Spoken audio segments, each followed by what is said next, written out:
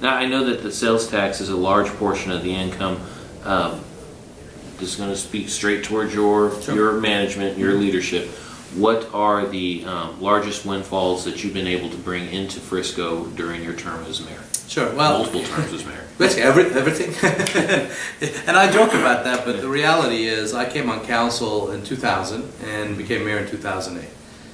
In 2000, we were 32,000 people. We didn't have the mall. It was hard to buy a pair of socks in Frisco.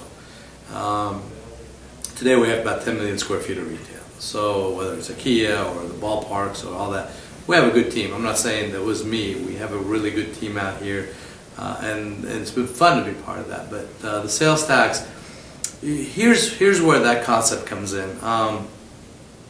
Cities follow a trend. They're growing, they have new revenue, they build things, it's successful, people move there. Then they build out, revenue drops, people quit moving, people start moving out, moving to a newer place. And meanwhile, expenses keep going up. And it's a dilemma, so you'll see cities struggling with being sustainable. They've done good jobs, even Plano and Richardson and Addison. As they leveled off, they start dealing with, less revenue and streets that need to be rebuilt, average age 30 years. So we looked at that model and tried to say, what can we do different to really try to avoid those peaks and valleys?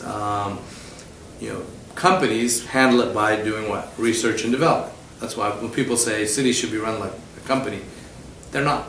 Our revenue streams are very limited.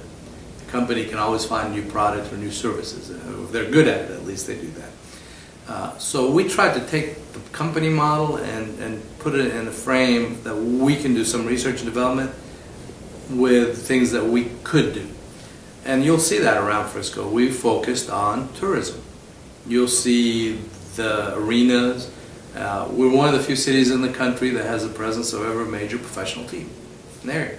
Home for the now Dallas Cowboys corporate headquarters and practice facility, Dallas Stars corporate headquarters and practice facility, Rough Riders, which is the Rangers AA affiliate, the Legends, which is the Texas, the Mavericks Development League, Texas Legends, and FC Dallas, professional soccer. So those things are really designed to bring people here, bring revenue here, and they've worked. Jimmy Buffett comes June 21st, okay? That's great, everybody thinks we're just having a concert. That's 3 days worth of things. Every hotel in North Texas pretty much full, not just Frisco, Plano and McKinney and Allen. That's a huge dollar impact. People are eating here, they're sleeping here, and they're visiting here. The NCAA Division I football championship. We have that award from the NCAA for 4 years now. Every time was well over $3 million direct impact, direct economic impact. We have now the NCAA Division II basketball championship in 2016.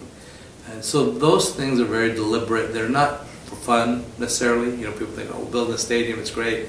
It's really about our research and development. That is our additional funding stream. And it's worked for retail. If you look at the retail, we have too much retail for a city of our size, right? But if you look at it, it's very destination-oriented retail. IKEA, 250 to 300 mile reach. You'll see cars from Oklahoma in their parking lot. The same with Sam Moon. Those are things like iFly or the Field House. They're very deliberate. They're targeting people not living in Frisco. People in Frisco use them, but we have a good, even minor things like the SciTech Discovery Museum. It's a regional thing. Only 35% of those that visit are from Frisco. Safety Town, I was there yesterday. Busloads of kids coming from Sherman. So those things are by design.